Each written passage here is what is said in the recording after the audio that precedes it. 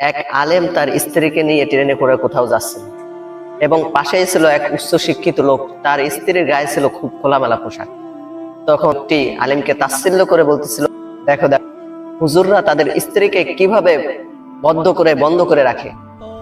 তখন আলেম সাহেব তাকে জিজ্ঞেস করলো যে ভাই, আপনার ওই ব্যাগে কি আছে? তখন লোকটি বলল যে এই ব্যাগে আমার টাকা পয়সা এবং মূল্যবান জিনিস আছে। তখন বললে, তাহলে আপনি এটা ব্যাগে কেন রাখছেন? তখন লোকটি সাথে সাথে বলল যে এইটা আমি খারাপ লোক এবং ছিনতাইকারের হাত থেকে দূরে রাখছি, যাতে করে কেউ সন্দেহ না করে বা কেউ খারাপ নজর না দেয়। তখন আলেম সাহেব বলল যে আপনার কাছে আপনার টাকা পয়সা যেরকম মূল্যবান, আর আমাদের কাছে এই টাকা পয়সার থেকে মূল্যবান জিনিস হলো আমাদের স্ত্রী, তাই আমরা এরকম পর্দায় রাখছি যে আমরা এটা খারাপ লোকের থেকে নজর থেকে হেফাজত করছি।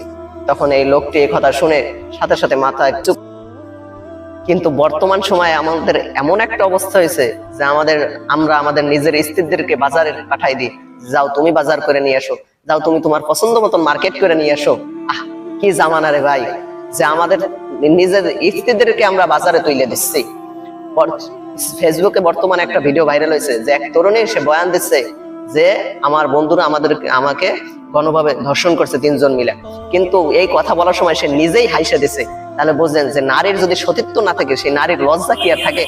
নবীজি করিম সাল্লাল্লাহু আলাইহি ওয়াসাল্লাম হাদিসে বলেন, আল হায়া উশুমাবাতুম মিনাল ঈমান, যদি তোমার লজ্জা না থাকে তাহলে তুমি যাহা ইচ্ছা তাহাই করিতে পারো। কিন্তু বর্তমান সময় আমাদের লজ্জা একেবারে গেছে। গায়রত বলতে তো কোনো কিছুই নাই। গায়রত কি জিনিস তা তো আমরা চিনি না। যে এক নবীজির সময় এক কাফের ছিল যে তার উটকে এরকম জবাই করে ফেলানো যাচ্ছে। তখন এক লোক বলল যে ভাই, আপনারা এই উটের তো ভালো দাম পাবেন, আপনি তাহলে উটটা কেন বিক্রি করবেন?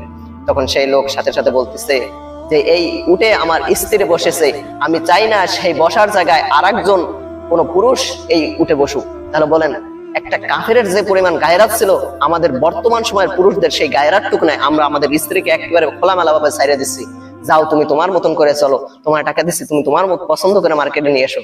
আমাদের গায়রাত সেই কাফিরের থেকেও বর্তমান সময়ে খারাপ হয়ে গেছে। আমরা আমাদেরকে মুসলমান বলে দাবি করি, আমরা আমাদের সন্তানকে আমাদের স্ত্রীকে হেফাজত করতে পারি না। হায় রে মুসলমান।